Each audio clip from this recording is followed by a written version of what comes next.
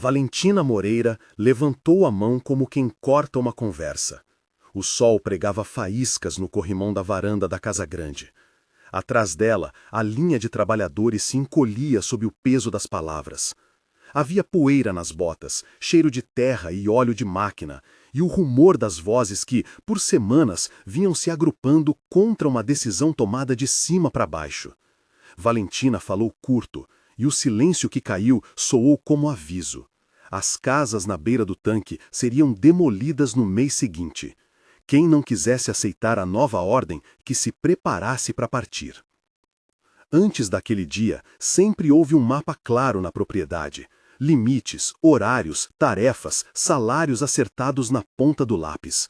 Valentina sabia os números de cabeça, os hectares por talhão, a conta exata da pomada contra carrapato.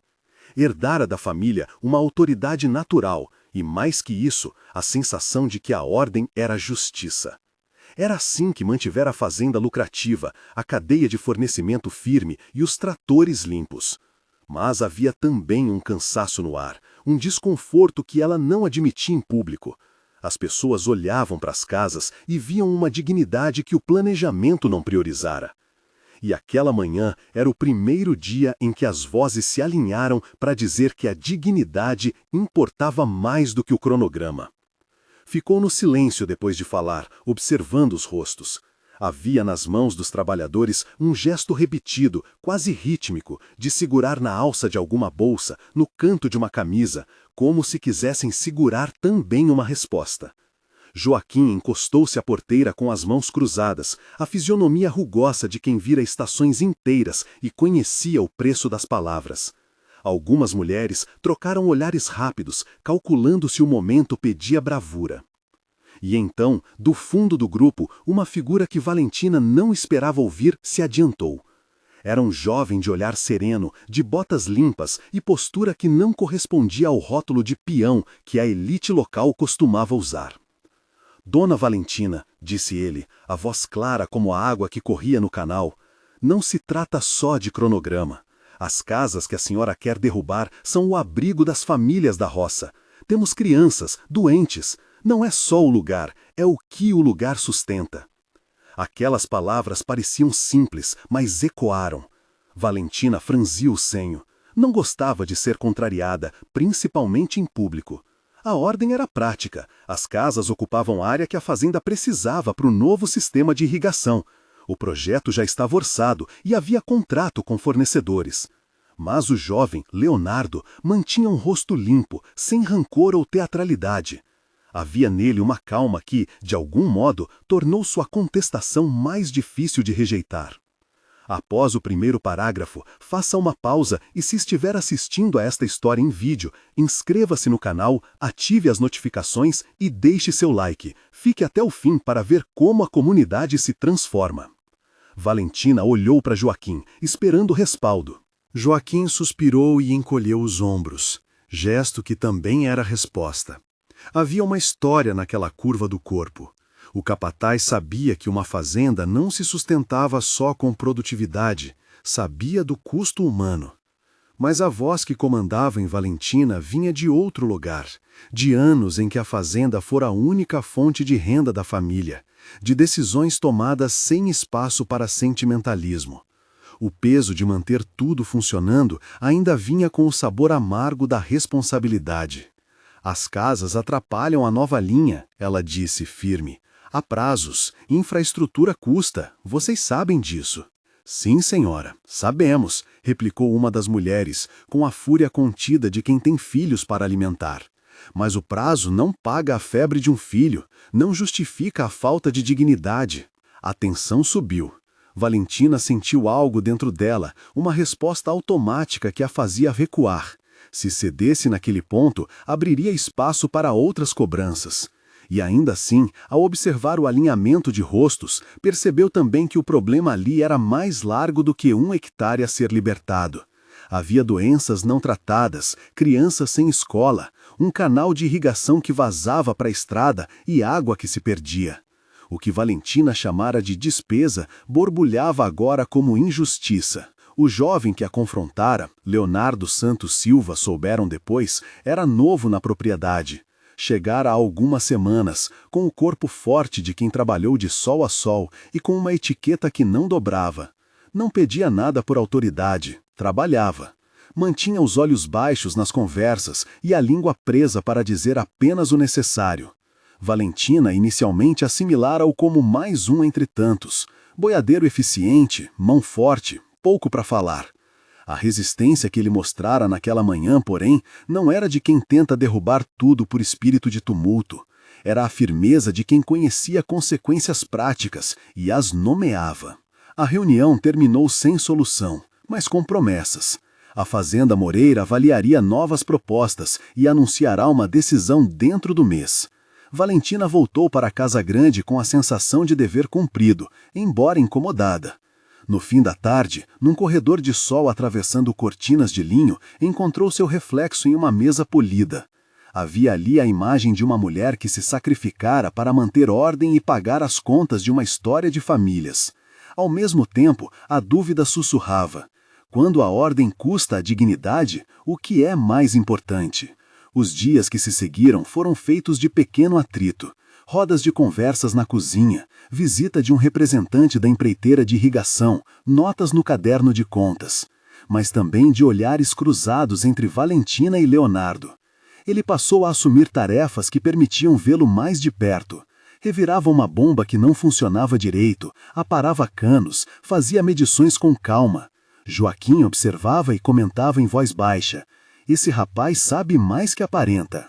E quando Valentina comparecia a um ponto problemático no terreno, encontrava Leonardo ali, debaixo de sol, observando a inclinação do solo, mexendo com a calma de quem já resolvera coisas parecidas.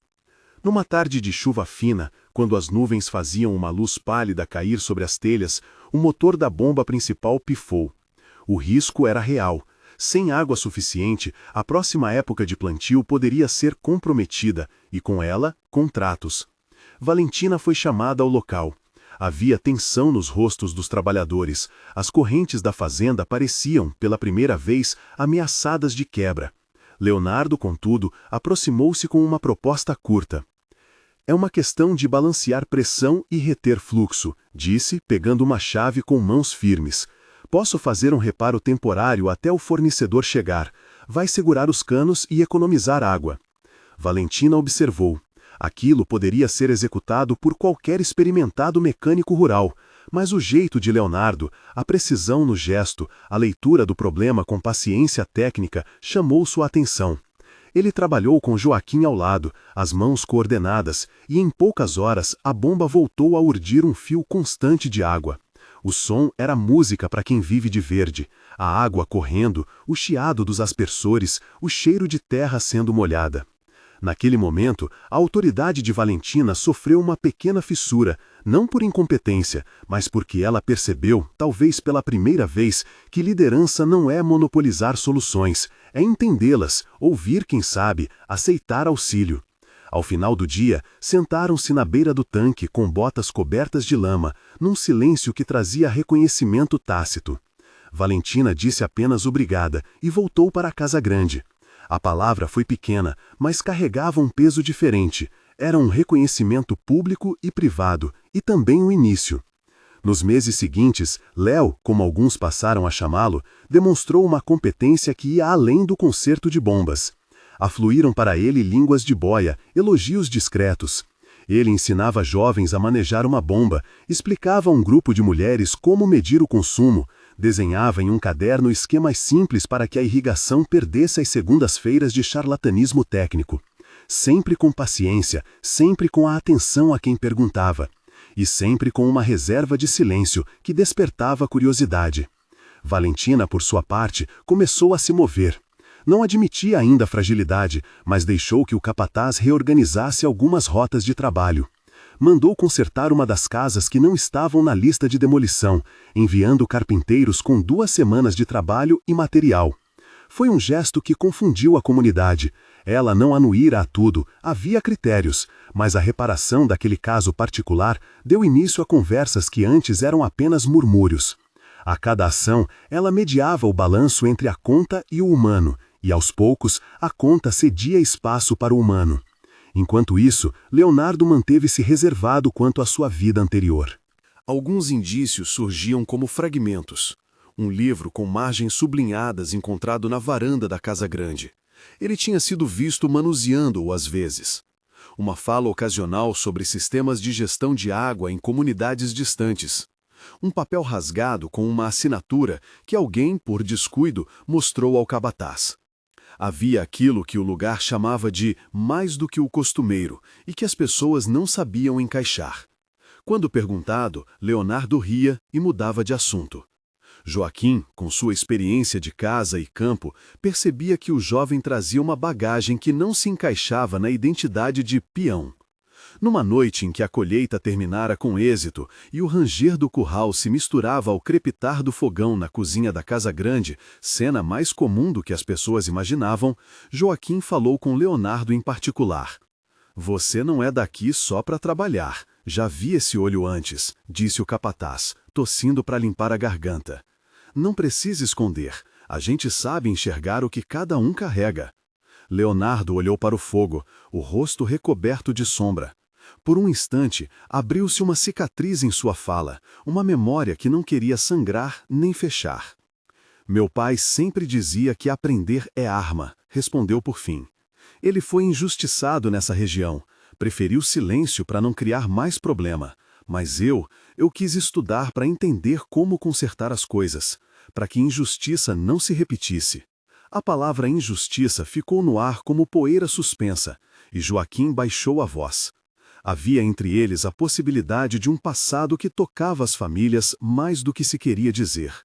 Roberto Santos Silva, o pai de Leonardo, surgira nos rumores como alguém que trabalhara para a família Moreira anos atrás e não recebera o que devia. Era um vago rumor com datas desconexas. Todos sabiam que histórias de terra e dívida deixavam marcas duradouras. Joaquim, que vira gerações, sabia que aquilo podia virar um incêndio ou uma oportunidade de reconciliação, dependendo de como a liderança agisse.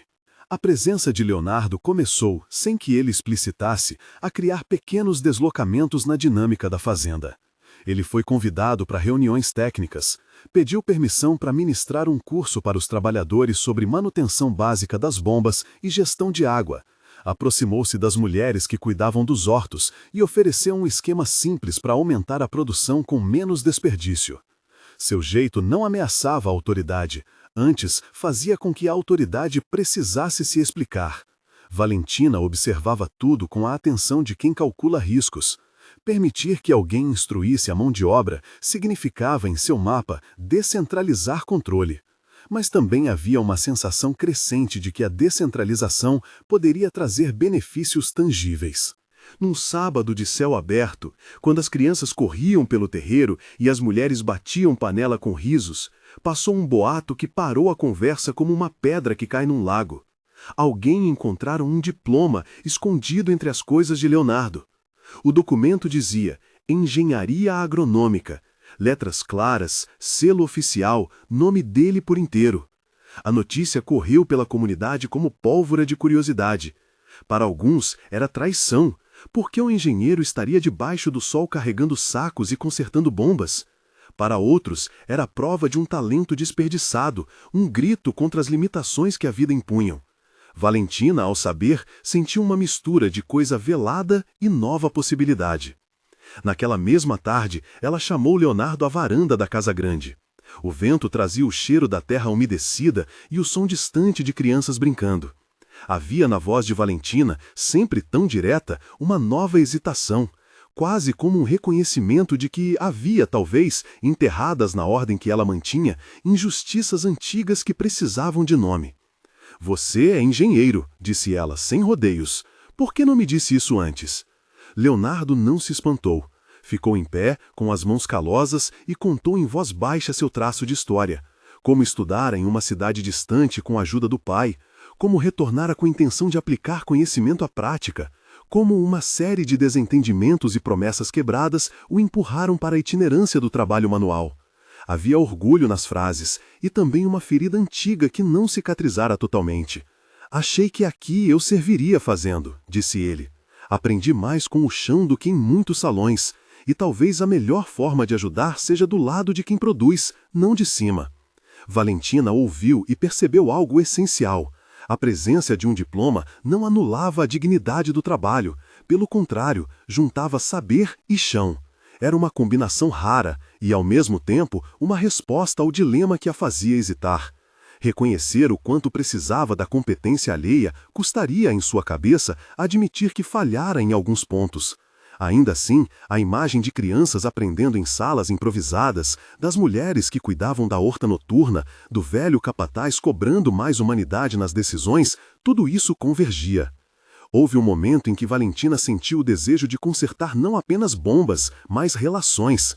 A descoberta do diploma de Leonardo abriu a porta para uma verdade maior.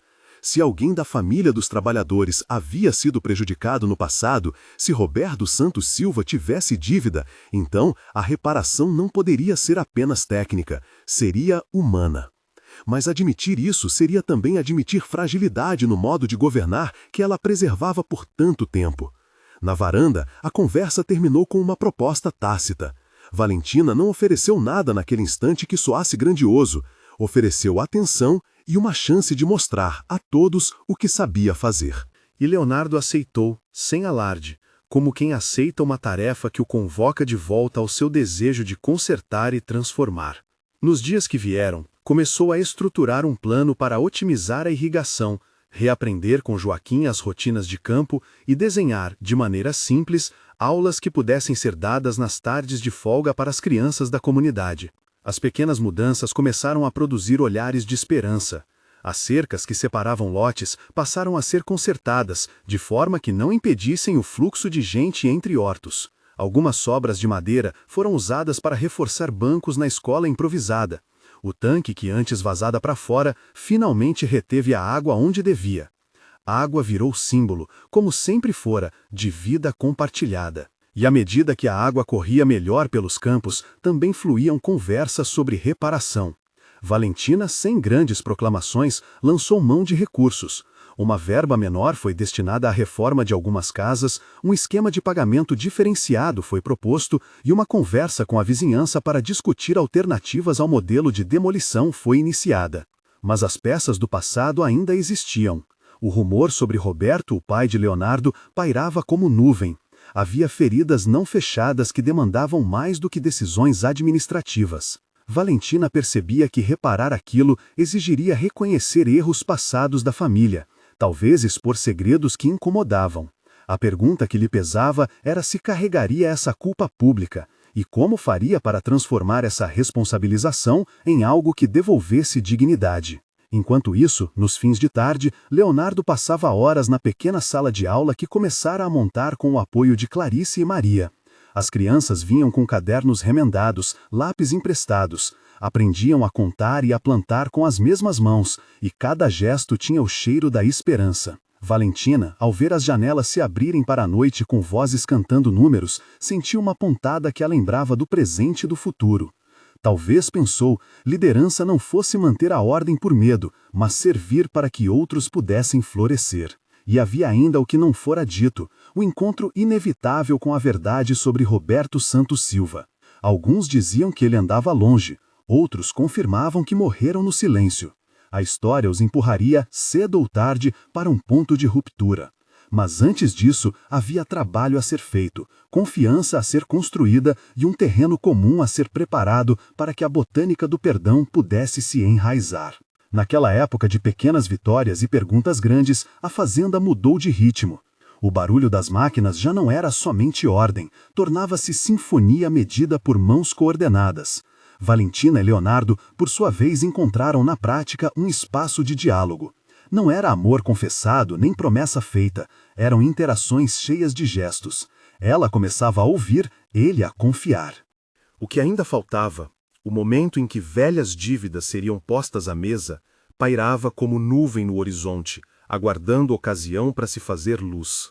E quando a ocasião veio, veio com uma carta amarelada e uma visita inesperada de alguém com a voz de quem não esquece humilhação. Mas isso é outra história, que exigirá que todos escolham entre a defesa cega do passado e a coragem de reparar. A carta amarelada chegou numa tarde em que o vento trouxe mais pó do que costume. Veio presa a um envelope gasto, com letras trêmulas ao destinatário. A senhora Valentina, Fazenda São Miguel. Quem bateu à porta não foi o carteiro de sempre, nem um homem de negócios com planilhas e promessas. Era um homem seco, de voz cortante, cuja presença fazia as pessoas baixarem o olhar por instinto. Chamava-se Benedito, nome curto como quem teve de abreviar a vida. E trazia nos olhos um cansaço antigo que não se confundia com o das jornadas no campo. Tinha o peso das humilhações repetidas. Logo que Valentina abriu, ele pousou a mão sobre o envelope e disse, sem cerimônia: "Trouxe isso faz tempo. Não é só papel, é memória." Valentina leu. Era uma carta escrita por mãos trêmulas, cheia de datas e nomes, endereçada a ela, mas que falava de Roberto Santos Silva. Contava episódios simples e cortantes, o corte de pagamento que nunca foi explicado, os cheques que sumiram no meio do caminho, a casa velha que foi marcada para demolir quando Roberto ainda pedia por tempo.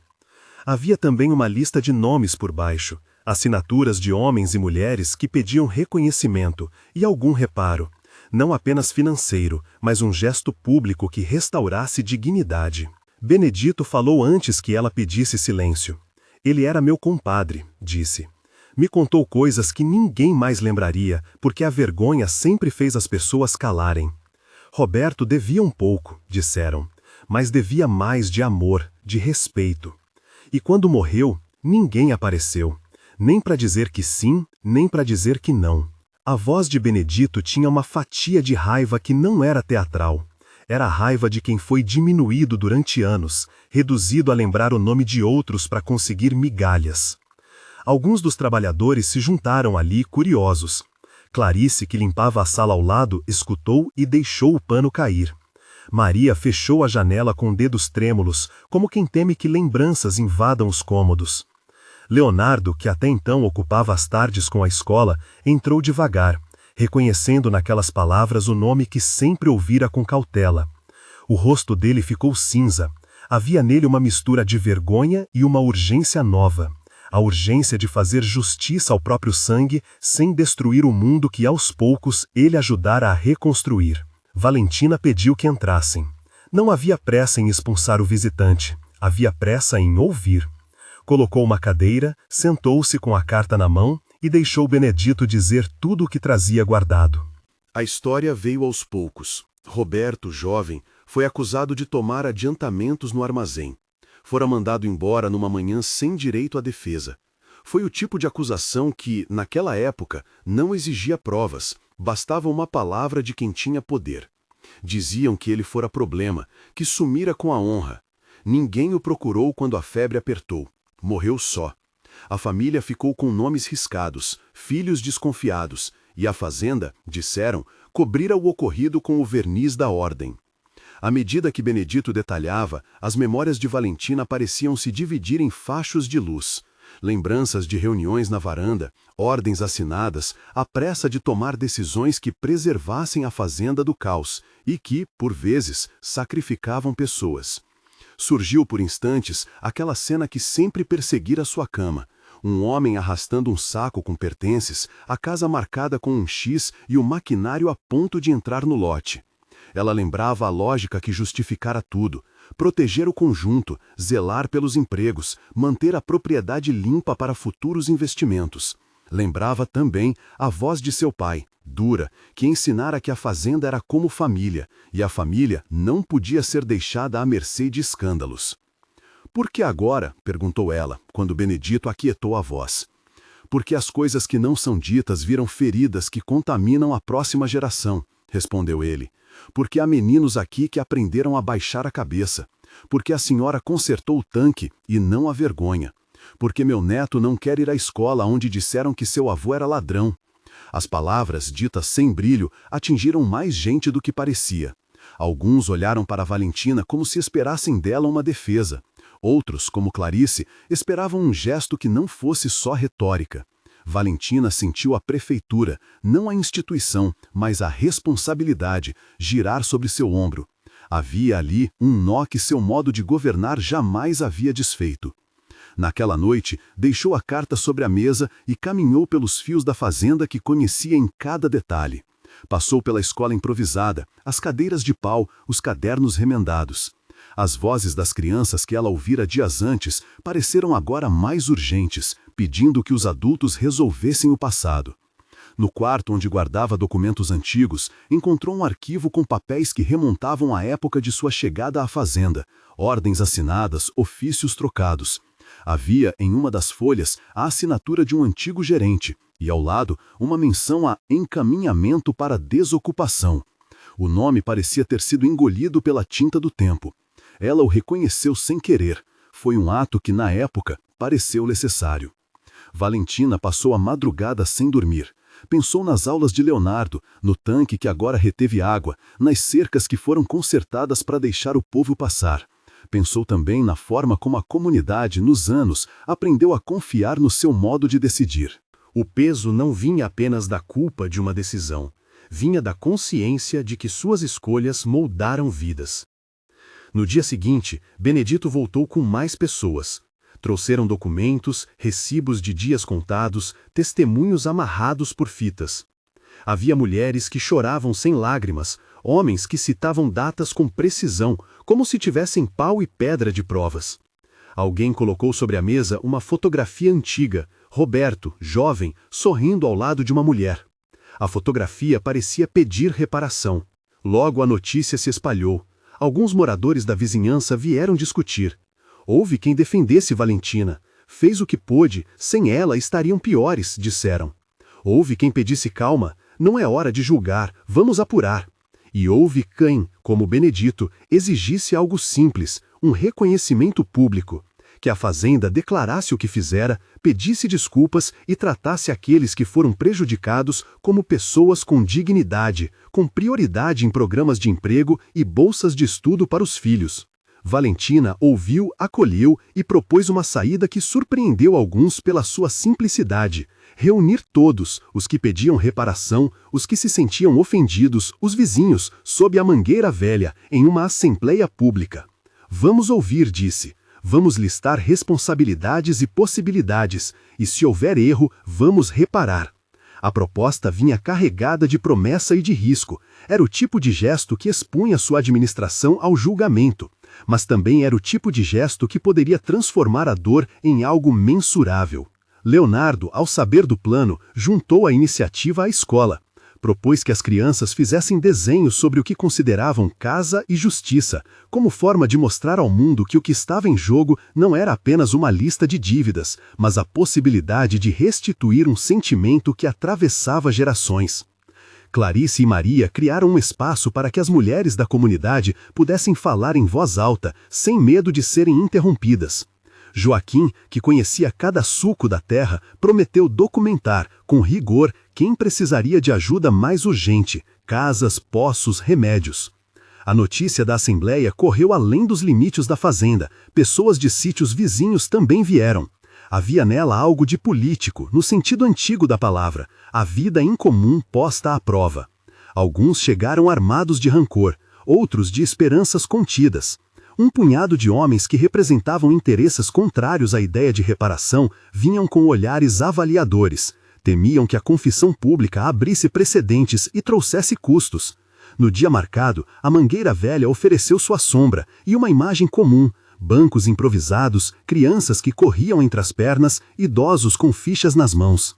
Benedito subiu em um caixote e leu em voz alta os nomes da família de Roberto, as datas, as pequenas injustiças que haviam se acumulado. A voz dele, antes cortante, agora tremia apenas na medida de quem encontrava voz para tantos esquecimentos. Quando terminou, Valentina levantou-se. Havia nela uma quietude que não era fraqueza. Falou com calma, olhando primeiro para as famílias que sentiam a ferida. Não fez promessas grandiosas de ressarcimento imediato.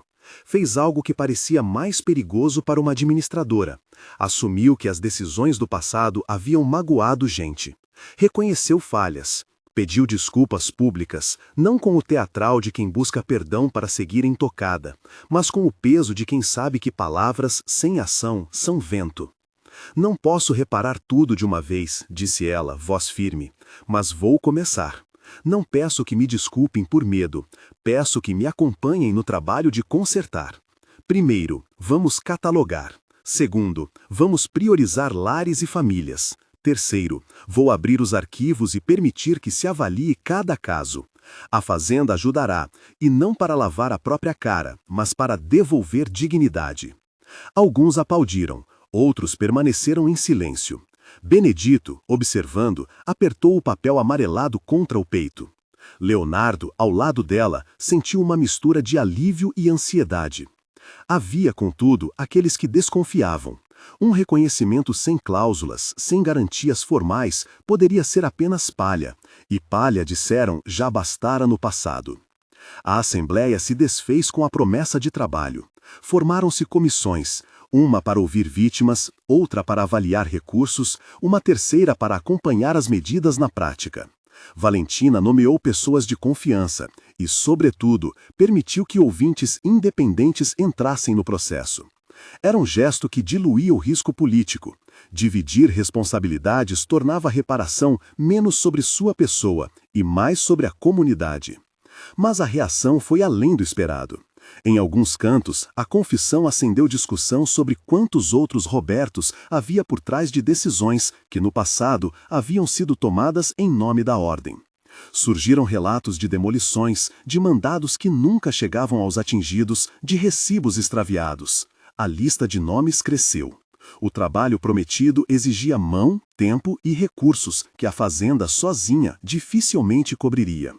Foi então que apareceu outra carta, desta vez enviada por uma organização de vizinhos e trabalhadores.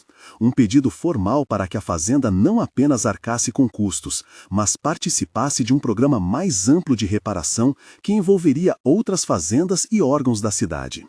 A carta sugeria medidas práticas, criação de um fundo, prioridade em empregos, bolsas de estudo e, sobretudo, um reconhecimento público, talvez uma cerimônia anual de memória.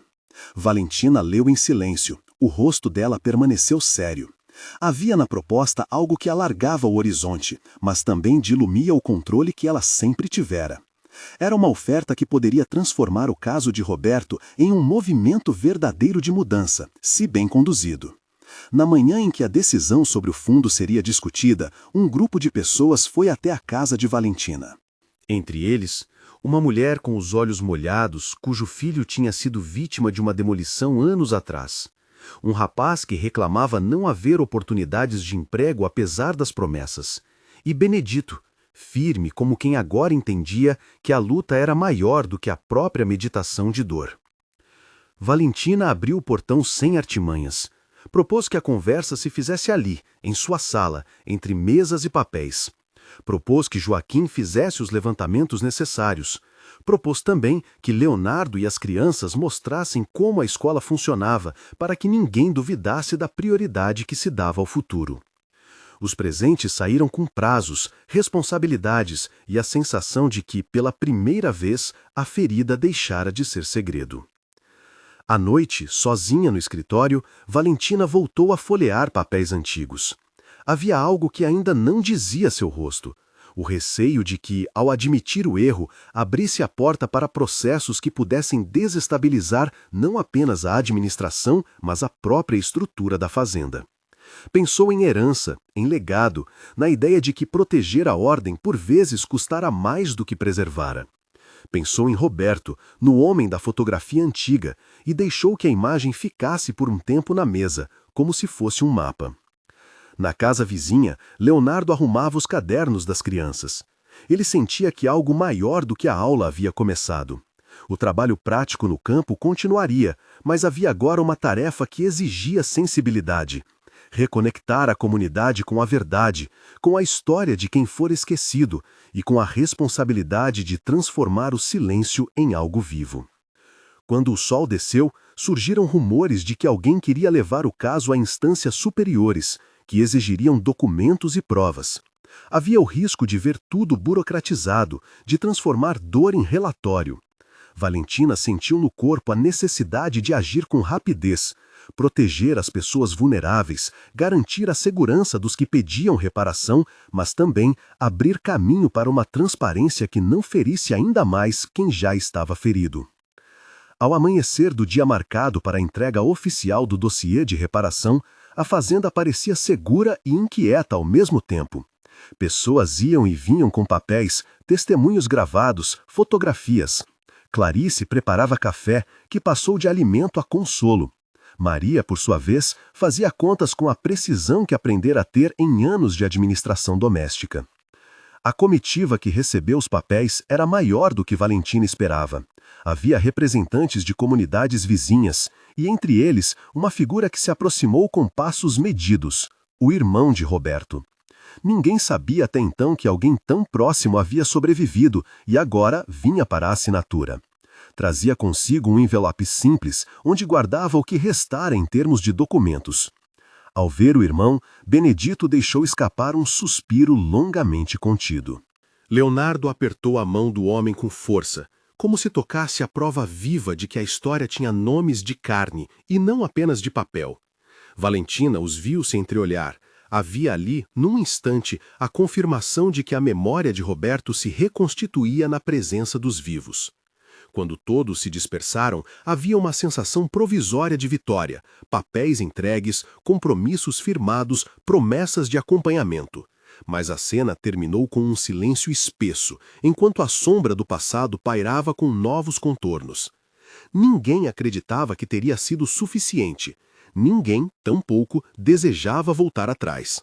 Naquele fim de tarde, enquanto o céu se fazia laranja, Valentina caminhou até a beira do tanque que agora segurava a água. Ao olhar para o reflexo, pensou que reparar não era apenas corrigir um erro, era reescrever uma história compartilhada, que exigia coragem e humildade ao mesmo tempo. Sentiu que o trabalho que vinha seria longo. Sentiu também que, por primeira vez, aquele trabalho incluía admitir. E assim, quando os primeiros convidados da cerimônia de reconhecimento começaram a chegar para o ato público que se planejava para depois da colheita, tudo parecia pronto. Havia mesas, cadeiras, listas e, sobretudo, pessoas que vinham com memórias e feridas abertas, decididas a transformar dor em esperança visível. No centro, sob a mangueira, Valentina ajeitou o papel que falava dos compromissos. Leonardo, ao lado, trouxe um caderno onde as crianças desenhariam o que esperavam da nova etapa. Benedito segurava com a mão a fotografia de Roberto como se fosse um selo de verdade. E quando o primeiro a falar se levantou, a voz que se ouviu não foi só de acusação ou de pedido, foi a voz que pedia reconhecimento. Havia nela a promessa de que, mais do que compensar prejuízos, se buscaria devolver dignidade. Foi nesse momento, enquanto as palavras se entrelaçavam e a comunidade refazendo-se em atos práticos, que alguém do fundo da roda pronunciou uma pergunta que cintilou como um desafio aberto. E se a reparação não bastar? E se for preciso transformar as estruturas que permitiram tudo isso? A pergunta ficou no ar, cortando as manifestações automáticas. Olhos se encontraram. Valentina respirou fundo. Sabia, então, que o passo adiante exigiria mais do que promessas e folhas assinadas. Era preciso reinventar o modo de fazer justiça naquele pedaço de terra. E a verdadeira prova, aquela que mudaria para sempre o modo como se viveria ali, ainda não tinha acontecido. Havia por vir uma lista de reivindicações que testaria os limites do tal fazer justiça. Havia, para além das palavras e das assinaturas, o rosto das crianças que esperavam por um futuro sem vergonhas. Mas naquele momento, sob a mangueira, com o cheiro da terra molhada e a voz de Benedito ainda ressoando, a comunidade escolheu que ia tentar. Houve um silêncio que não era apenas respeitoso, tinha o peso da espera, como se a terra também ouvisse e prendesse a respiração.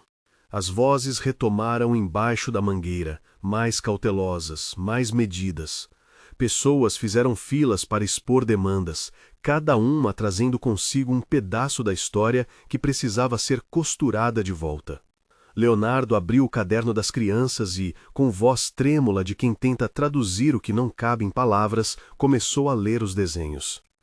«Quero ir à escola sem medo», dizia uma figura de palito com um sol no canto.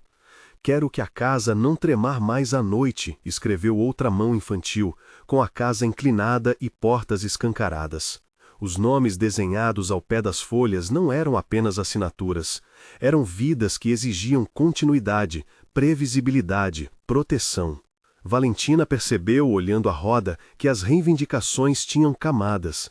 Havia o imediato, um abrigo seguro para quem quisesse denunciar sem sofrer retaliação, ajuda médica e psicológica, um fundo para reparações imediatas. E havia o estrutural, mudanças na posse da terra, mecanismos de fiscalização das relações de trabalho, escolarização adequada e garantias para que os filhos crescessem fora do ciclo de violência.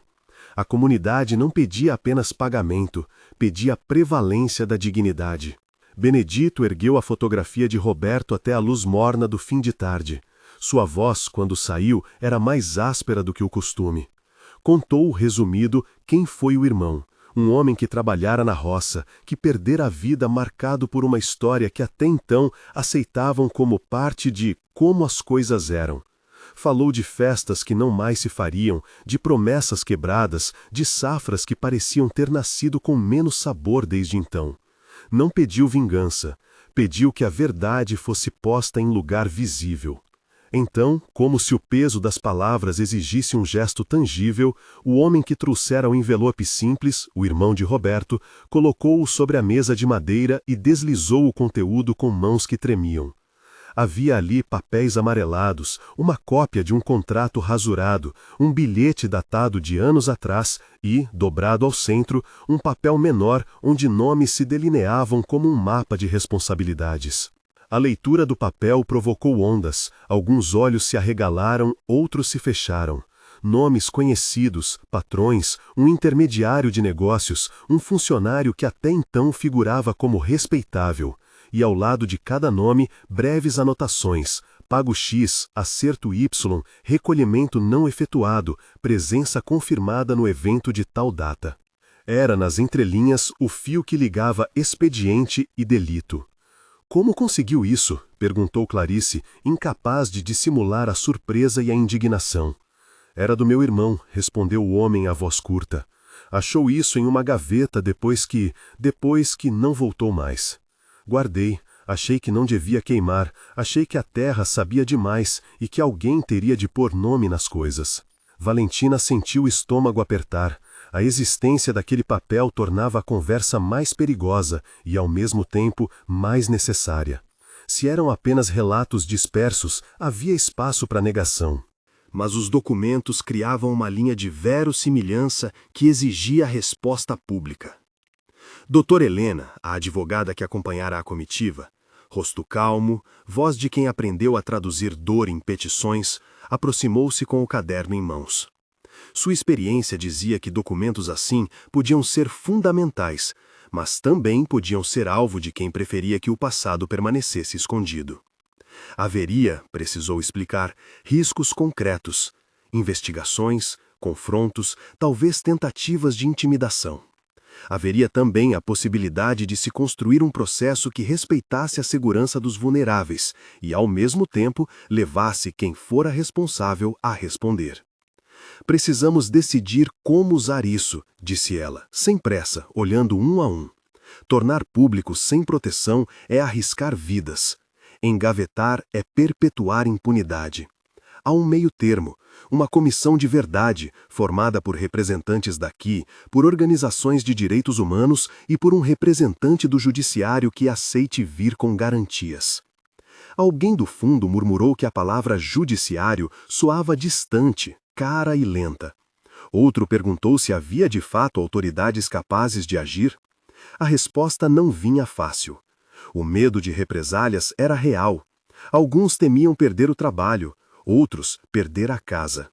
Crianças observavam com olhos grandes, sem entenderem todos os perigos, mas percebendo a tensão dos adultos.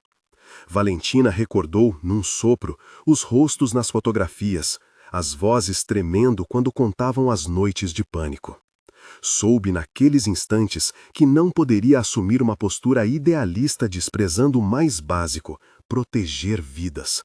E também soube que proteger significava, paradoxalmente, correr o risco de confrontar o poder estabelecido. Proponho o seguinte, disse ela, com a voz firme, diretamente ao centro da roda. Primeiro, um abrigo seguro imediatamente disponível para quem quiser se afastar das casas onde se sente ameaçado. Segundo, convocar uma audiência pública só com representantes daqui, com a presença de quem assina este dossiê para apresentar as provas em espaço protegido. Terceiro, criar uma comissão local de acompanhamento, eleita pela comunidade, que terá acesso aos arquivos e às decisões. Quarto, contato com órgãos de proteção, de fora, para garantir escoltas e medidas emergenciais caso necessário. Houve acenos. Havia quem quisesse, já naquele vento morno que vinha do campo, começar a distribuição dos primeiros auxílios.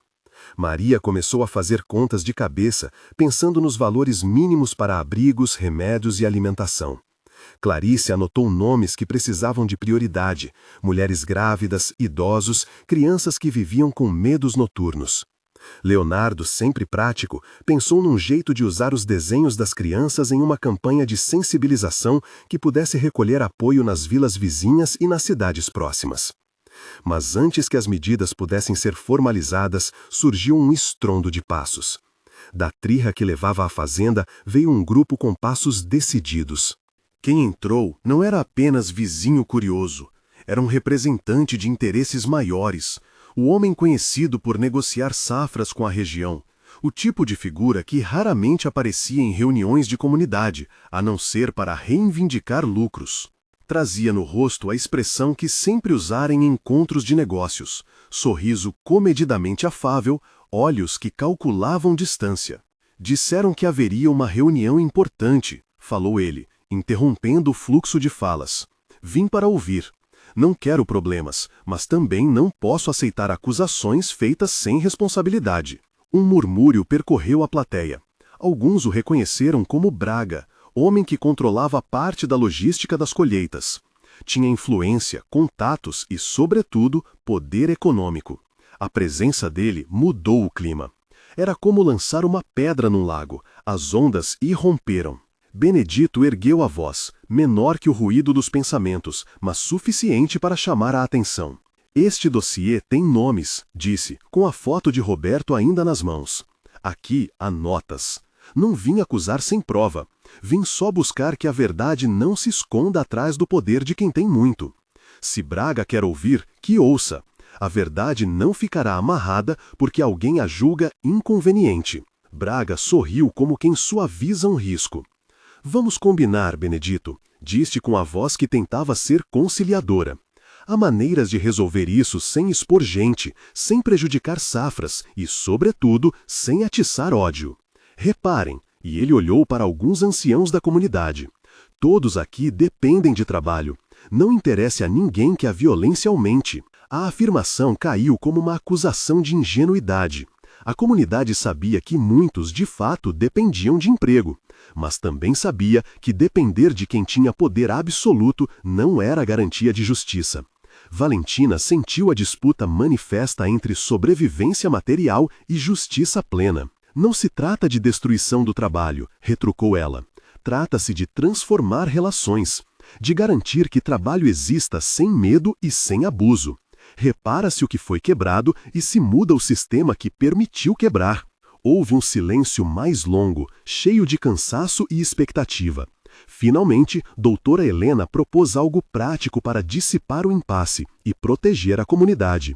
Que a leitura dos nomes do envelope fosse feita em sessão restrita, com pessoas escolhidas pela comunidade e pela comitiva de apoio, num local protegido com registro oficial que pudesse posteriormente tornar-se base para a investigação. Assim, o conteúdo saía do segredo de gaveta e entraria em processo formal, sem expor desnecessariamente quem poderia sofrer retaliações imediatas. A ideia teve adesão imediata. Formaram-se pequenos grupos para organizar logística, proteger testemunhas e levantar recursos. As crianças começaram a desenhar faixas, justiça com cuidado, e as vozes que haviam tremido cedo encontraram um novo fôlego. Era uma estratégia que unia cautela e coragem. Reconhecer nomes, correr atrás de responsabilidade, mas não se precipitar de forma a colocar vidas em perigo. Quando a noite veio, a roda se desfez aos poucos, cada um levando consigo um pedaço do dossiê em memória. No silêncio que quisera ser reparador, Valentina permaneceu por mais alguns minutos sob a mangueira. O vento trouxe cheiros de capim cortado e de café esfriando.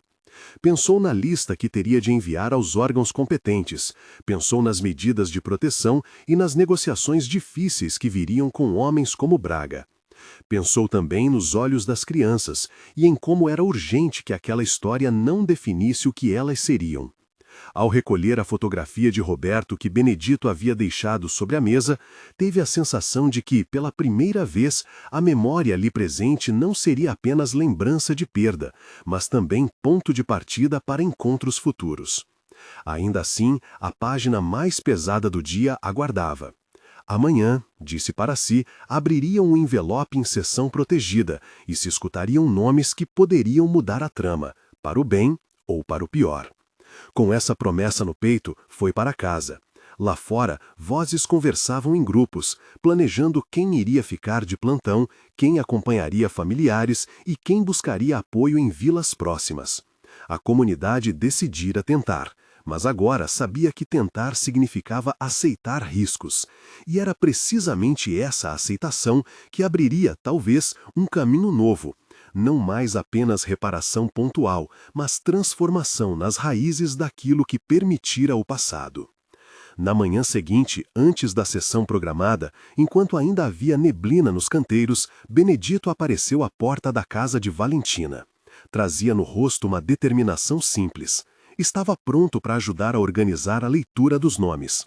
Juntos, viram pela última vez as folhas que o irmão de Roberto trouxera. A decisão foi unânime. Abririam um envelope só diante da comissão que a comunidade elegesse e dos representantes legais que aceitassem garantir proteção. Quando, enfim, a pequena comissão se reuniu na sala de reuniões improvisada na antiga senzala, as cadeiras rangiam sobre o peso da expectativa. Do envelope saíram os papéis que mudariam os próximos dias. Alguém estendeu a primeira folha. As palavras foram lidas em voz baixa, primeiro para testar o tom, depois em clareza firme, para que nada se perdesse. E à medida que os nomes emergiam no ar, cada um trazia consigo histórias que o papel apenas delineava, noites, somas, encontros, e ao final da leitura, a comissão soube: não havia volta simples. O que se seguia não era apenas uma série de medidas administrativas, era uma travessia na qual a comunidade toparia, de novo, com o que sempre teve dificuldade de enfrentar. Enfrentar os próprios vizinhos poderosos, submeter velhas hierarquias a novas exigências, criar estruturas que garantam que ninguém mais tivesse de pagar com sangue e silêncio. Na manhã seguinte, antes da sessão programada, enquanto ainda havia neblina nos canteiros, Benedito apareceu à porta da casa de Valentina. Trazia no rosto uma determinação simples. Estava pronto para ajudar a organizar a leitura dos nomes. Juntos, viram pela última vez as folhas que o irmão de Roberto trouxera. A decisão foi unânime. Abririam um envelope só diante da comissão que a comunidade elegesse e dos representantes legais que aceitassem garantir proteção. Quando, enfim, a pequena comissão se reuniu na sala de reuniões improvisada na antiga senzala, as cadeiras rangiam sobre o peso da expectativa. Do envelope saíram os papéis que mudariam os próximos dias. Alguém estendeu a primeira folha. As palavras foram lidas em voz baixa, primeiro para testar o tom, depois em clareza firme, para que nada se perdesse. E à medida que os nomes emergiam no ar, cada um trazia consigo histórias que o papel apenas delineava, noites, somas, encontros, e ao final da leitura, a comissão soube: não havia volta simples. O que se seguia não era apenas uma série de medidas administrativas, era uma travessia na qual a comunidade toparia, de novo, com o que sempre teve dificuldade de enfrentar. Enfrentar os próprios vizinhos poderosos, submeter velhas hierarquias a novas exigências, criar estruturas que garantam que ninguém mais tenha de pagar com sangue e silêncio. Fora decidido, naquela sala pequena e cheia de papéis, que o primeiro passo formal seria uma notificação conjunta às instâncias competentes, acompanhada do pedido de medidas protetivas emergenciais. Em paralelo, a comissão convocaria as famílias para sessões de acolhimento e organizaria um calendário de ações que incluía, entre outras coisas, oficinas de documentação para que cada família pudesse reunir provas e relatos, sem depender apenas de memórias dispersas. Ao saírem da reunião, o céu já clareara de vez. No caminho, Leonardo segurou um desenho de criança contra o peito, como se fosse um estandarte. Clarice carregava um saco com mantimentos para as primeiras famílias que precisassem. Maria, que havia feito números até tarde, deixou uma lista com nomes e prioridades. Valentina caminhava entre eles, inquieta e determinada ao mesmo tempo. Sabia que o movimento criado ali seria lento, doloroso e cheio de escalas. Mas sabia também que pela primeira vez a luta não era individual.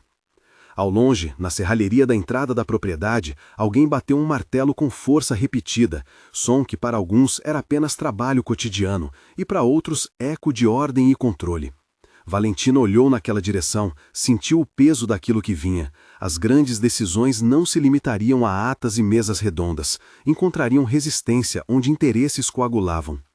Mas, antes que pudessem esmorecer, a comunidade convergiu para um ponto de apoio que decidiram manter aberto, um conselho de vigilância composto por jovens, mulheres e anciãos, que fariam rondas, alfabetizariam as crianças e mantinham registros. Era uma medida prática e simbólica, mostrava que a comunidade não se retraía diante do poder, que preferia, ao contrário, erguer suas defesas e suas propostas. Naquele mesmo dia, ao entardecer, enquanto a primeira notificação era redigida, um mensageiro voltou com notícias que ninguém ali esperava. Alguns dos nomes mencionados no envelope haviam desaparecido de suas casas na madrugada. Outros soaram em rumores sobre reuniões apressadas com advogados e terceiros. O perigo, portanto, não era abstrato, estava em movimento. Valentina respirou fundo. Havia chegado a hora de transformar precaução em ação decidida. Chamou Benedito, Leonardo e Dr. Helena para traçar prioridades. Precisavam, antes de tudo, garantir que as testemunhas estavam seguras, que as crianças tinham espaço e que a verdade não seria obliterada por efeitos de intimidação. Precisavam também de aliados nas cidades, jornalistas, organizações de direitos humanos e quem mais pudesse dar visibilidade e proteção. Enquanto a noite caía e o lampião iluminava a mesa onde os papéis aguardavam, Valentina soube que a comunidade não voltaria atrás. Havia, naquelas ações iniciais, a semente de uma mudança que poderia demorar anos para frutificar, mas que, uma vez plantada, transformaria o modo como se fazia justiça e memória naquele pedaço de terra. E assim, com um plano nas mãos e a coragem renovada em pequenos gestos, começaram a organizar o que seria o primeiro dia de uma nova investigação, um passo que, para muitos, representava não apenas confrontar o passado, mas fundar um futuro onde ninguém seria silenciado novamente.